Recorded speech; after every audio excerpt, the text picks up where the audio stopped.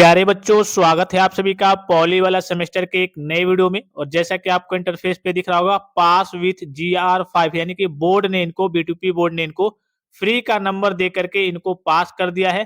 तो इस वीडियो में हम इसी के बारे में बात करने वाले हैं कि ग्रेस मार्क्स होता क्या है, ये किन बच्चों को दिया जाता है, कैसे मिलता है, आपको इसके लिए क्या करना होता है, कैसे अप्लाई करना होता है। सबसे पहले ये समझते हैं। सबसे पहले तो सभी स्टूडेंट से रिक्वेस्ट है कि B2P की अपडेट्स के लिए आप सभी स्टूडेंट चैनल को सब्सक्राइब करके बेल आइकन को प्रेस करके ऑल पे क्लिक कर लेंगे और टेलीग्राम चैनल को ज्वाइन कर लेंगे। और जब भी आप वीडियो को देखने आए, वीडियो को एक लाइक जरूर कर देंगे। तो चलिए वीडियो को स्टार्ट करते हैं। सबसे पहले जानते हैं कि ग्रेस मार्क्स होता क्या है, ग्रेस मार्क्स कहते किसे हैं। तो इसे हिंदी में कहते हैं कृपांक। कृपांक मतलब कृपा का अंक, अर्थात बोर्ड आपके ऊपर दया दिखाता है, आपके ऊपर कृपा करता है, फ्री में आपको कुछ नंबर दे करके पास कर देता है कि हाँ आपकी गाड़ी निकल जाए। बोर्ड को लगता है कि ये बच्चा पढ़ने में ठीक ठाक है, अच्छा खासा बच्चा है, लेकिन कुछ नंबर के चलते इस बच्चे की गाड़ी क्या हो रही है, फंस रही है। तो वो क्या करता है, आपको कुछ फ्री में नंबर दे करके पास कर देता है, जिसे हम हिंदी में कृपांक और इंग्लिश में ग्रेस मार्क्स के नाम से जानते हैं। तो ग्रेस मार्क आप समझ गए क्या होता है, बोर्ड के द्वारा दिए जाने वाला फ्री का नंबर होता है।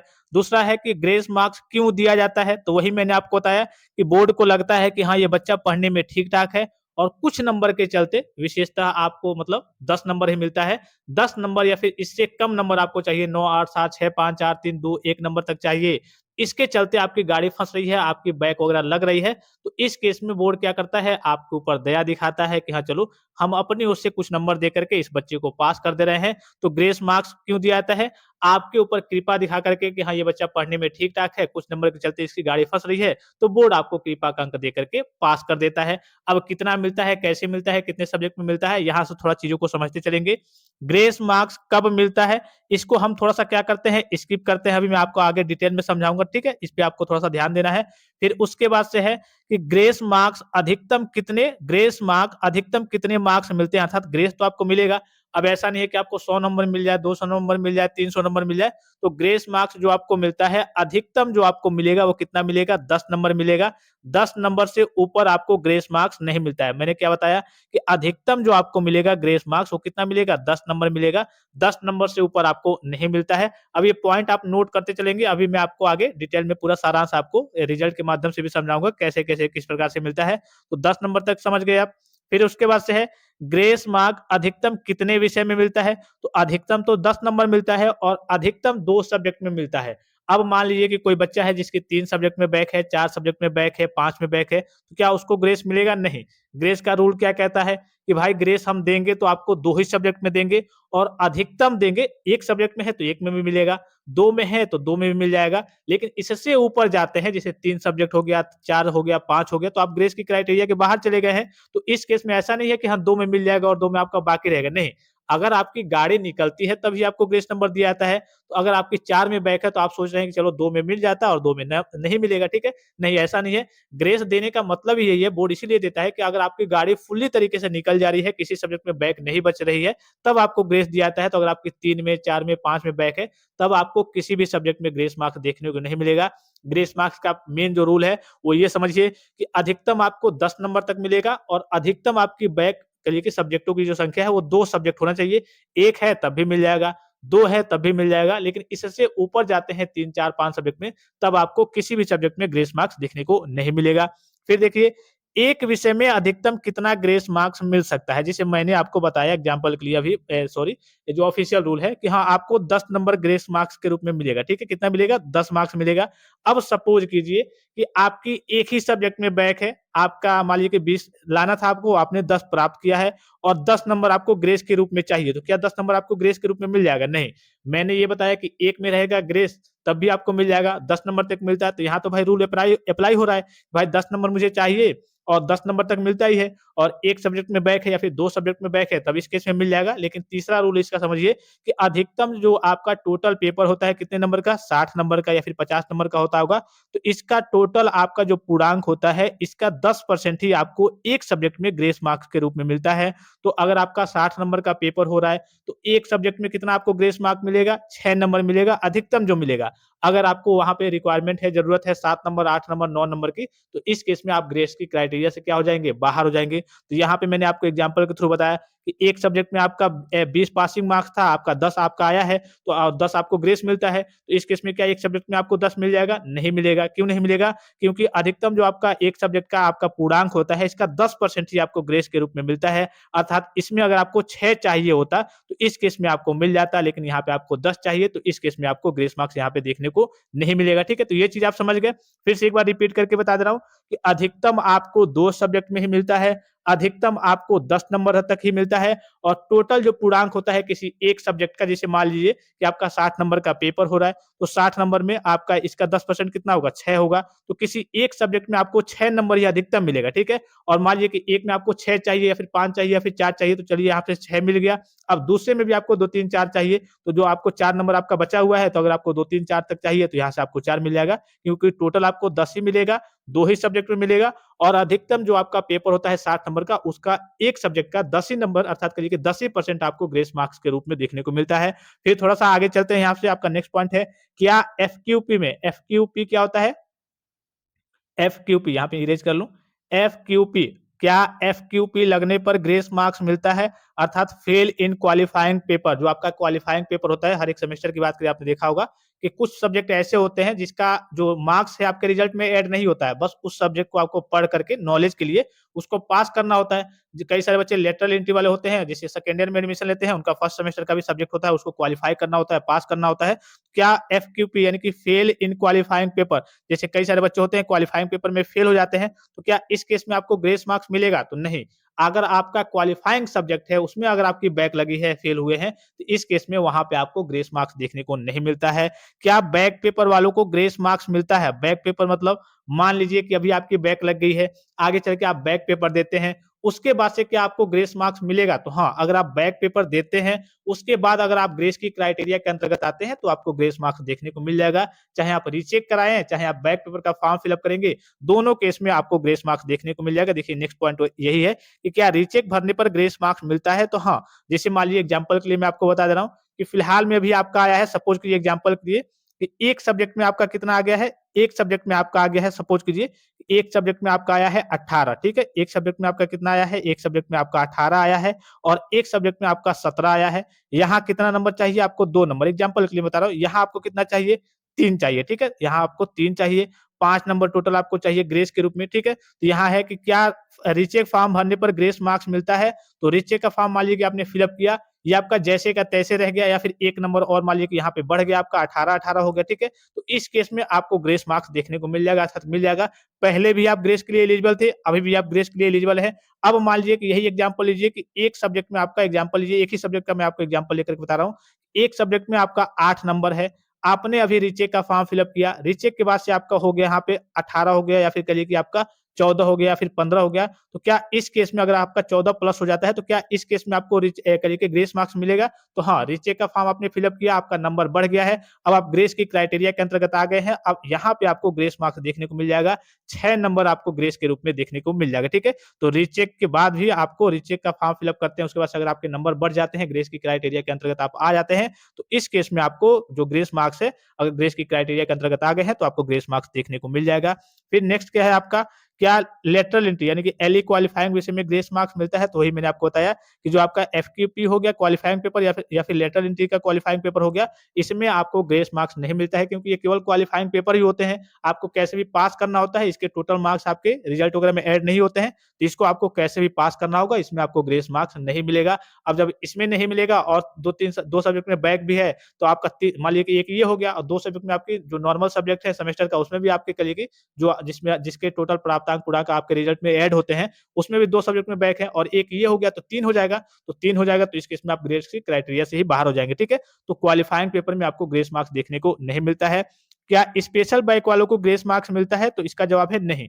जो स्पेशल बैक वाले बच्चे हैं, अगर आपने स्पेशल बैक का एग्ज़ाम दिया है, तो आपको उसको केवल पास करना होता है। स्पेशल बैक क्या होता है? 3 साल का आपका पॉलिटेक्निक होता है, 3 साल आपका कंप्लीट हो गया है, उसके बाद से भी बैक बची रह जाती है, तो आपका स्पेशल बैक कहलाता है। अब स्पेशल बैक की भी बात करें तो उसमें बस आपको उसको क्वालीफाई करना होता है, पास करना होता है, उसके भी मार्क्स आपके रिजल्ट में ऐड नहीं होते हैं, तो उसको भी आपको कैसे भी पास करना होता है और उसमें भी आपको ग्रेस मार्क्स देखने को नहीं मिलता है।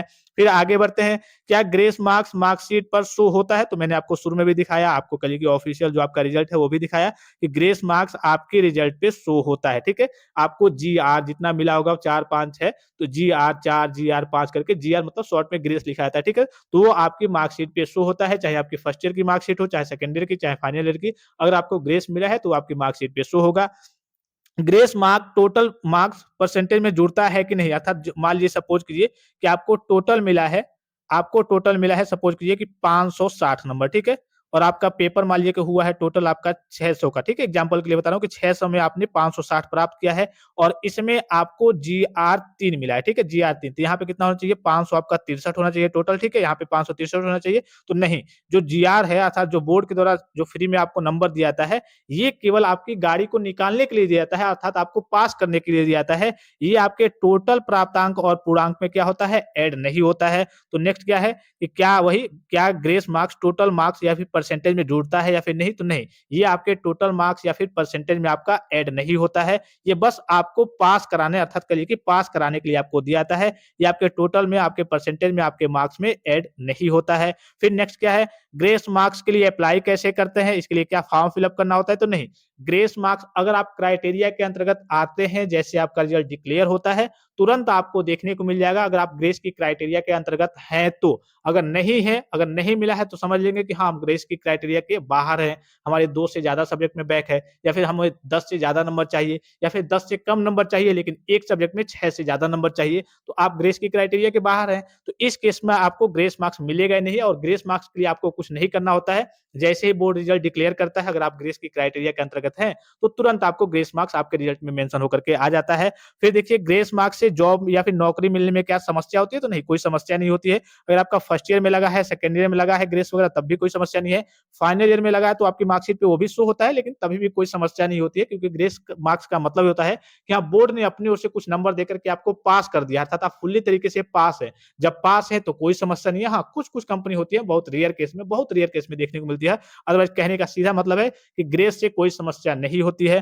फेल वालों को ग्रेस मिलेगा या फिर नहीं? तो फेल का रूल आपको मालूम है कि आपकी 5 प्लस सब्जेक्ट में बैक है, तब आप फेल की कैटेगरी में चले जाते हैं। जब फेल की कैटेगरी में चले जाएँगे तो इस केस में आपको ग्रेस मिलेगा नहीं। कुछ बच्चे ऐसे सोचते हैं कि मान लीजिए कि मेरी 5 सब्जेक्ट में बैक है, तो चलो भाई मुझे 2 में तो ग्रेस मिलता है, मुझे 2 में मिल जाता और 3 में नहीं मिलता, 3 में हम बैक पेपर वगैरह देते, तो नहीं ऐसा नहीं है। ग्रेस मैंने आपको बताया कि ग्रेस तभी दिया जाता है जब आपकी गाड़ी पूरी तरीके से निकल जाए। अगर आपको ग्रेस देने के बाद भी अगर आपकी बैक रह जाती है तो बोर्ड का कहिए कि कृपा का अंक देने का मतलब क्या, फ़ायदा क्या? तो बोर्ड तभी आपको ग्रेस मार्क्स देता है जब आपकी गाड़ी पूरी तरीके से निकल जाए। अगर आप फुल्ली तरीके से पास हो जाते हैं, ग्रेस की क्राइटेरिया के अंतर्गत आते हैं, तभी आपको ग्रेस दिया जाता है। ऐसा नहीं है कि हाँ, 5-6 सब्जेक्ट में बैक आ गई और आप सोच रहे हैं चलो 2 में तो ग्रेस मिल ही जाएगा, 4 का हम बैक पेपर देंगे। ऐसा नहीं है कि हाँ, कि आपको 2 में दे दिया जाएगा, नहीं। अगर आप ग्रेस की क्राइटेरिया के अंतर्गत हैं, तभी आपको ग्रेस दिया जाता है। अगर बाहर है, तो ऐसा नहीं है कि हाँ, आपको 2 में दे दिया जाएगा और 4 आपका बैक देना होगा। इस प्रकार से ये रूल काम नहीं करता है, ठीक है? फिर देखिए रिजल्ट से ग्रेस कैसे हटाएँ? मान लीजिए कि किसी बच्चे को रिजल्ट में आ गया है जीआर 3 उसको 3 नंबर या फिर 5 नंबर ग्रेस के रूप में मिल गया है। अब वो बच्चा सोचता है कि नहीं मुझे ग्रेस मार्क्स नहीं चाहिए, इसको हटाना चाहता है तो क्या कर सकता है?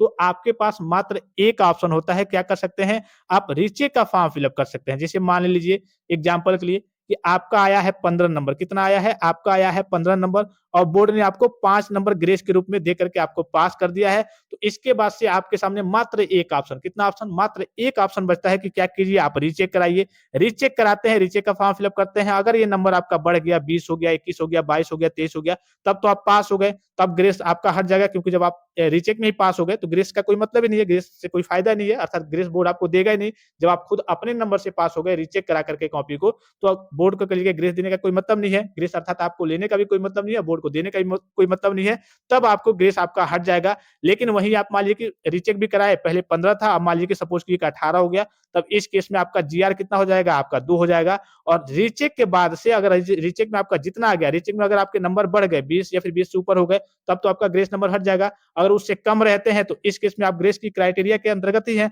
तो ग्रेस आपको क्या करेगा? बोर्ड दे देगा, जितना नंबर चाहिए 2, 3, 4, 5, 6 तक आपको बोर्ड दे देगा। अब उसके बाद से आपके सामने कोई ऑप्शन नहीं होता है कि आप इसको हटा लें। अब बच्चे सोचेंगे क्या हम बैक पेपर का फॉर्म फिलअप करके भाई हम हटवाना चाहते हैं, बैक पेपर देंगे तो नहीं। ग्रेस मतलब क्या होता है? ग्रेस मतलब है कि बोर्ड आपको पास कर दिया है, अपनी ओर से बोर्ड ने क्या कर दिया है, फ्री का नंबर देकर के कुछ नंबर चाहिए था, आपको पास कर दिया है, तो आपको बैक पेपर का फॉर्म फिलअप करने का भी मौका नहीं मिलेगा, अर्थात ग्रेस मिल गया है, तो रीचेक के अलावा और कोई ऑप्शन नहीं होता है हटाने का, क्योंकि आप रीचेक में तो आपको अपनी कॉपी को दोबारा जाँच कराएँगे कि नंबर बढ़ गया तो ठीक है, नहीं बढ़ा तो आप ग्रेस के क्राइटेरिया में है, ग्रेस तो आपको मिला ही है। अगर मान लीजिए कि ग्रेस के बाद से ही आप सोच रहे हैं कि नहीं हम बैक पेपर देंगे, तो बैक पेपर कब दिया जाता है? जब आप फेल होते हैं किसी सब्जेक्ट में, अब आप ग्रेस आपको मिल गया है मतलब आप पास हैं, तो पास होने के बाद आपको ग्रेस करिए कि बैक पेपर का वो जो फॉर्म है वो फिल अप करने का आपको मौका ही नहीं मिलेगा, ठीक है? इस केस में यही एक ऑप्शन रहता है कि हाँ, आप रीचेक कराइए अगर ग्रेस हटवाना है तो, इसके अलावा और कोई ऑप्शन नहीं होता है। कुछ बच्चों के डाउट्स वगैरह रहते हैं कि क्या फर्स्ट ईयर, सेकंड ईयर और फाइनल ईयर तीनों साल ग्रेस मार्क्स मिलता है? तो हाँ, अगर आप फर्स्ट ईयर में ग्रेस की क्राइटेरिया के अंतर्गत आते हैं, तो आपको ग्रेस मार्क्स 10 नंबर तक देखने को मिल जाएगा, जो मैंने आपको रूल बताया पूरा। सेकंड ईयर में मान लीजिए कि आपको फर्स्ट ईयर में मिल गया है, अब सेकंड ईयर आपका थर्ड सेमेस्टर, फोर्थ सेमेस्टर हो गया, इसमें भी अगर आप ग्रेस की क्राइटेरिया के अंतर्गत आते हैं, तो इसमें भी देखने को मिल जाएगा। थर्ड ईयर में चले गए, इसमें भी अगर आप ग्रेस की क्राइटेरिया के अंतर्गत आते हैं, तो इसमें भी आपको मिल जाएगा, अर्थात फर्स्ट ईयर में मिल गया है, तो फर्स्ट ईयर आप छोड़ दीजिए। अब आप सेकंड ईयर में चले गए, थर्ड सेमेस्टर, फोर्थ सेमेस्टर आपने पढ़ाई की, अगर इसमें भी आप ग्रेस की क्राइटेरिया के अंतर्गत आते हैं, जो मैंने आपको रूल बताया, तो इसमें भी मिल जाएगा। फिर इसमें भी मिल गया, सेकंड ईयर में भी, आप फाइनल ईयर में चले गए, इसमें भी अगर आप फाइनल ईयर में भी ग्रेस की क्राइटेरिया के अंतर्गत आते हैं, तो आपको ग्रेस मार्क्स देखने को मिल जाएगा।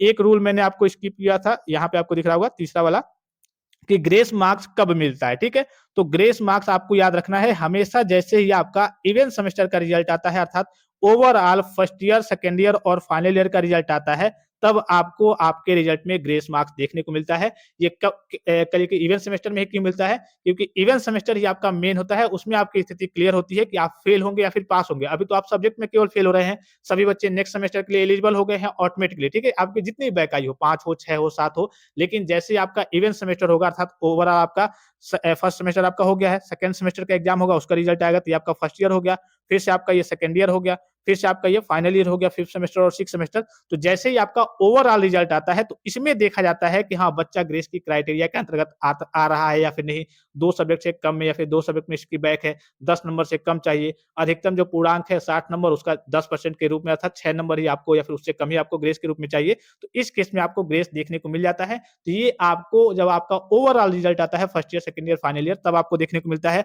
अच्छा, अभी मैं ये बात आपको क्यों बता रहा हूँ? अभी तो आपका कल के ऑड सेमेस्टर का रिजल्ट आया है, तो ये बात अभी मैं आपको इसलिए बता रहा हूँ क्योंकि बहुत सारे बच्चे हैं जिनका कहिए कि 19 नंबर आया है, 18 नंबर आया है, 17 आया है, 16 आया है, 15 आया है, ठीक है? तो क्या है, सभी बच्चे ग्रेस की क्राइटेरिया के अंतर्गत हैं, ठीक है? सभी बच्चे क्या है, अगर मान लीजिए कि एक सब्जेक्ट में या फिर 2 सब्जेक्ट में बैक लगी है और इससे ऊपर नंबर आए हैं, तो आप ग्रेस की क्राइटेरिया के अंतर्गत हैं। तो अगर आप मान लीजिए कि इधर रीचेक भी नहीं कराते हैं, फिर बैक पेपर का फॉर्म भी नहीं फिलअप करते हैं, बैक पेपर भी नहीं देते हैं, तो आने वाले सेमेस्टर में जैसे आपका इवेंट सेमेस्टर आएगा, अगर उसमें आपके किसी सब्जेक्ट में बैक नहीं आती है और आप ग्रेस की क्राइटेरिया के अंतर्गत रहते हैं, तो आपको फुल्ली तरीके से बोर्ड क्या करेगा, पास कर देगा। लेकिन फिलहाल में चूंकि बात करें, अभी आपके पास ऑप्शन है कि भाई आपको रीचेक कराने का मौका मिल रहा है, रीचेक के बाद से आपको बैक पेपर का ऑप्शन देने का मौका मिलेगा, तो आगे के ऑप्शन तो चलिए आपके पास वो सुनहरा मौका है कि बाद में चल के ग्रेस मिलेगा, लेकिन ये दोनों ऑप्शन अभी हमारे पास है। इससे क्लियर हो गया तो ठीक है, अगर आपके अंदर कॉन्फिडेंस है तो आप रीचेक करा सकते हैं। इससे नहीं क्लियर हुआ तो 200 रुपया लगेगा आपका बैक पेपर का फीस, इससे क्लियर कर लेंगे, आप फिर से एग्जाम देकर के क्लियर कर लेंगे। अगर इन दोनों से नहीं क्लियर होता है तो चलिए ग्रेस मार्क्स तो आपका रखा रहेगा, तो इन दोनों ऑप्शन को अभी आपको आजमाना होता है, बाद में तो आपका ग्रेस रखा हुआ है।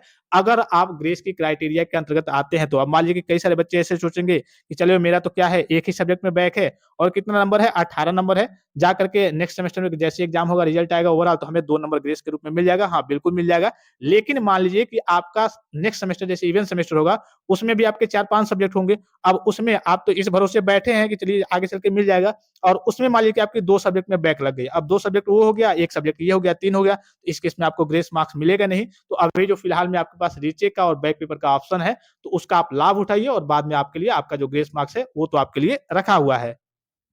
अब चलिए एक और मैं आपको डेटा बता दे रहा हूँ कि हाँ, कितने नंबर से ऊपर अगर आपका आ रहा है, तो आपको ग्रेस मार्क्स देखने को मिल जाएगा, ठीक है? तो मैं आपको आइडिया मोटा-मोटी आपको एग्ज़ैक्ट आइडिया दे दे रहा हूँ कि अगर आपका पेपर 60 नंबर का होता है, जैसे अब फिलहाल की बात करें जो आपका सिलेबस बदला हुआ है, तो ऑलमोस्ट सभी सब्जेक्ट के पेपर आपके, हाँ, ये भी आपको ध्यान रखना है कि जितने भी आपके प्रैक्टिकल के सब्जेक्ट हो गए, ठीक है? या फिर थ्योरी के सब्जेक्ट हो गए, जितने भी सब्जेक्ट हैं, सभी आपके बैक में ही काउंट होते हैं। मान लीजिए कि सपोज़ कीजिए कि 2 आपके थ्योरी के सब्जेक्ट हैं और एक आपका प्रैक्टिकल का सब्जेक्ट है, तो टोटल सब्जेक्ट कितने हो गए? 3 हो गए। तो इस केस में आपको ग्रेस मार्क्स देखने को नहीं मिलेगा। इस बात का भी आपको विशेष ख्याल रखना है। टोटल सब्जेक्ट मिलाकर के आपकी 2 ही सब्जेक्ट में बैक होनी चाहिए और 10 नंबर से आपको नीचे चाहिए होगा, तभी आपको ग्रेस मार्क्स देखने को मिलेगा। पूरा रूल मैंने आपको डिटेल में बता दिया है। अगर आपका एक प्रैक्टिकल का सब्जेक्ट है या फिर 2 प्रैक्टिकल के सब्जेक्ट है, तो इस केस में अगर आपका ये 1 हो गया या फिर 2 हो गया और ये 2 हो गया, 4 हो गया, तो रूल क्या कहता है कि 2 ही सब्जेक्ट चाहिए तो 4 हो गया, तो इस केस में आपको ग्रेस मार्क्स देखने को नहीं मिलेगा। कहने का मतलब है कि प्रैक्टिकल के सब्जेक्ट भी आपके बैक में ही काउंट होते हैं, ठीक है? ये चीज़ आप समझ गए। अब मोटा-मोटी मैं आपको एक डेटा दे दे रहा हूँ कि अगर आपके कितने नंबर तक आ रहे हैं, मान लीजिए कि अगर आपके कितने नंबर तक आ रहे हैं या फिर उससे ऊपर आ रहे हैं, तो आपको ग्रेस मार्क्स देखने को मिल जाएगा। तो पहला रूल मैंने आपको क्या बताया कि अधिकतम आपको 2 ही सब्जेक्ट में ग्रेस मार्क्स देखने को मिलता है। कितना नंबर मिलता है? तो 10 नंबर तक ही मिलता है। फिर एक और रूल मैंने आपको बताया कि 60 नंबर का आपका पेपर होता है, तो एक सब्जेक्ट में मान लीजिए कि 2 सब्जेक्ट में तो आपको मिलेगा। तो क्या ऐसा है, मान लीजिए कि सपोज़ कीजिए कि 1 में रहे, मतलब आपकी अगर 1 में ही बैक है, तो 1 में मिल जाएगा। 2 में है तो 1 में या फिर 2 में है तो दोनों में मिल जाएगा। 2 से ऊपर जाते हैं तब आप ग्रेस की क्राइटेरिया से बाहर आ जाएँगे। तो 1 में अगर आपकी बैक है या फिर 2 में बैक है, तब आपको मिल जाएगा। अधिकतम आपको 10 नंबर तक मिलेगा और टोटल जो आपका 60 नंबर का पेपर होता है, इसका 10% अर्थात एक सब्जेक्ट में अधिकतम जो आपको ग्रेस मार्क्स के रूप में मिलेगा, वो 6 नंबर तक मिलेगा। अब मान लीजिए कि किसी बच्चों को एक ही सब्जेक्ट में उसकी बैक लगी है और उसको 8 नंबर या फिर 7 नंबर या फिर 9 नंबर चाहिए, तो इस केस में उसको ग्रेस मार्क्स मिलेगा ही नहीं। क्यों नहीं मिलेगा? क्योंकि आप ग्रेस की क्राइटेरिया के बाहर हैं। तीनों मैंने आपको रूल बता दिया। अब मोटा-मोटी एग्ज़ैक्ट डेटा है वो समझ लीजिए कि अगर आपका एक सब्जेक्ट में 14 है, अगर आपका 60 नंबर का पेपर होता है और एक सब्जेक्ट में 16 है, ठीक है? ये आप याद रखेंगे इस रूल को। अगर आपका एक सब्जेक्ट में 2 ही सब्जेक्ट में मिलता ही है, तो अगर आपका एक सब्जेक्ट में 14 है या फिर 14 प्लस है, क्या कहा मैंने कि 14 है या फिर 14 प्लस है और दूसरे सब्जेक्ट में आपका 16 है या फिर 16 प्लस है, तो इस केस में ऑटोमेटिकली आप ग्रेस की क्राइटेरिया में आ जाएँगे। जैसे ही आपका इवेंट सेमेस्टर का ओवरऑल पूरा रिजल्ट आएगा, फर्स्ट ईयर के बच्चों का फर्स्ट ईयर का अर्थात फर्स्ट सेमेस्टर, सेकंड सेमेस्टर का, सेकंड ईयर के बच्चों का थर्ड सेमेस्टर और फोर्थ सेमेस्टर का, क्योंकि जब आपका ओवरऑल रिजल्ट आता है तो एक ही साथ आता है। तो एक ही साथ मान लीजिए कि आपका फर्स्ट ईयर का आ गया, टोटल आपके 11 सब्जेक्ट हो गए, तो 11 सब्जेक्ट में आपके 2 सब्जेक्ट में बैक है और आपको 10 नंबर से कम चाहिए और आपका जो टोटल हो गया किसी एक सब्जेक्ट में, उसमें कहिए कि 6 नंबर या फिर उससे कम चाहिए, तो इस केस में आप ग्रेस की क्राइटेरिया के अंतर्गत हैं। तो यही मैंने आपको मोटा-मोटी रूल बता दिया कि एक सब्जेक्ट में आपका 14 नंबर है या फिर उससे ऊपर है और दूसरे में आपका 16 नंबर है या फिर उससे ऊपर है, तो आप क्या हो गए हैं, आप ग्रेस के लिए एलिजिबल हो गए हैं। आपको डायरेक्टली जैसे आपका रिजल्ट डिक्लेयर होगा, उसके बाद से उसमें ग्रेस मार्क्स आपको देखने को मिल जाएगा। ये ध्यान रखना है क्योंकि अब 14 और 16 हो गया, इसको थोड़ा-सा एग्जांपल के साथ समझिए कि क्यों 14 और 16 वाले को बच्चों को मिलेगा। क्यों मान लीजिए सपोज़ कीजिए कि किसी बच्चे का एक का 14 मैंने आपको बताया, एक का 16 बताया। क्यों इन बच्चों को मिलेगा और क्यों इन बच्चों को नहीं मिलेगा? जैसे किसी बच्चे का एक ही में चाहिए, ठीक है? एक ही में कितना चाहिए? मान लीजिए कि एक ही में इसका 12 नंबर है, इसको 8 ही नंबर चाहिए यहाँ पे और यहाँ पे तो 10 नंबर मिल रहा है भाई, इसमें आपका कितना चाहिए? 6 चाहिए, इसमें आपका 4 चाहिए, तो यहाँ पे 10 नंबर, यहाँ पे 8 ही नंबर चाहिए। तो यहाँ पे ये रूल काम नहीं करेगा आपका कौन-सा कि एक सब्जेक्ट में जो टोटल मिलता है 60 नंबर का आपका पेपर होता है, तो उसका 10 ही परसेंट मिलता है अर्थात 6 ही नंबर मिलता है और यहाँ पे आपको 8 नंबर चाहिए, तो आप ग्रेस की क्राइटेरिया से क्या हो गए हैं? बाहर हो गए हैं। अब ये रूल आप समझ लीजिए कि 14 और 16 वाला अगर इतना है 2 सब्जेक्ट में या फिर इससे ऊपर है, तो आप ग्रेस के लिए एलिजिबल हैं। कैसे एलिजिबल है देखिए, यहाँ पे आपको कितना चाहिए? 6 नंबर चाहिए। अधिकतम आपका पेपर 60 नंबर का होता है, ठीक है? अगर आपका पेपर यही मान लीजिए कि सपोज़ कीजिए कि आपका 50 नंबर का है, तब भी आप इससे बाहर चले जाएँगे, तब आपका 15 या फिर उससे ऊपर होना चाहिए, ठीक है? 14 कब काम करेगा? जब आपका पेपर 60 नंबर का होता होगा, तो 60 नंबर में यहाँ पे आपको 6 नंबर चाहिए, तो यहाँ पे आपको 6 नंबर मिल जाएगा, ठीक है? फिर यहाँ पे आपको कितना चाहिए? अब मान लीजिए कि यहाँ पे भी आपको 6 की ज़रूरत थी, तो 6-6 12 हो जाएगा और मिलता 10 ही है, तब भी आप ग्रेस की क्राइटेरिया से बाहर हो गए। यहाँ आपको कितना चाहिए? 4 चाहिए और 4 आपको मिल ही जाएगा यहाँ पे, तो 6 और 4 कितने हो गए? 10 हो गए। मैंने क्या बताया कि अधिकतम 10 नंबर तक मिलता है, अधिकतम 2 सब्जेक्ट हो गए, 2 ही सब्जेक्ट में मिलता है और 1 सब्जेक्ट का टोटल जो पूर्णांक होता है, उसका 10 ही परसेंट आपको अर्थात 6 नंबर से ज़्यादा आपको 1 सब्जेक्ट में देखने को नहीं मिलेगा। तो इसमें तो चलिए 6 मिल गया, इसमें 4 ही चाहिए, 4 मिल गया। अगर इसमें 5 चाहिए होता, तो इस केस में आप ग्रेस की क्राइटेरिया से बाहर आ जाते। तो ये रूल आपको याद रखना है, अगर आपके 14 और 16 नंबर है 2 सब्जेक्ट में या फिर इससे प्लस है, किसी में अब मान लीजिए कि इसमें 15 हो गया, इसमें 16 हो गया, इसमें 17 हो गया, इसमें 18 हो गया, इससे ऊपर है या फिर 14 और 16 है, तो इस केस में आप ग्रेस की क्राइटेरिया में है। अदरवाइज़ इसके अगर कहिए कि नीचे है नंबर, एक में 13 हो गया, एक में 19 हो गया, तब भी आप बाहर हैं क्योंकि ये तो अप्लाई हो जाएगा आपका, ये वाला अप्लाई आपका नहीं हो पाएगा। फिर एक में मान लीजिए कि 12 है, एक में 19 है तब भी आप बाहर हो गए। ये आपको याद रखना है 14 और 16 इतना नंबर कम से कम 2 सब्जेक्ट में आपका होना चाहिए या फिर इससे ऊपर आपका होना चाहिए, तब आप ग्रेस की क्राइटेरिया में ऑटोमेटिकली आ जाएँगे, ठीक है? तो सारे रूल्स मैंने आपको डिटेल में बता दिए हैं। अगर आपने पूरा वीडियो को देखा होगा तो आपके सारे डाउट्स वगैरह ग्रेस को लेकर के सारे डाउट्स वगैरह क्लियर हो गए होंगे। और किसी प्रकार का संदेह हो, कोई भी जानकारी चाहिए तो आप कमेंट बॉक्स में कमेंट करके पूछ सकते हैं। फिलहाल इस वीडियो में इतना ही, इजाज़त दीजिए। धन्यवाद। Thanks for watching. मिलते हैं नेक्स्ट वीडियो में।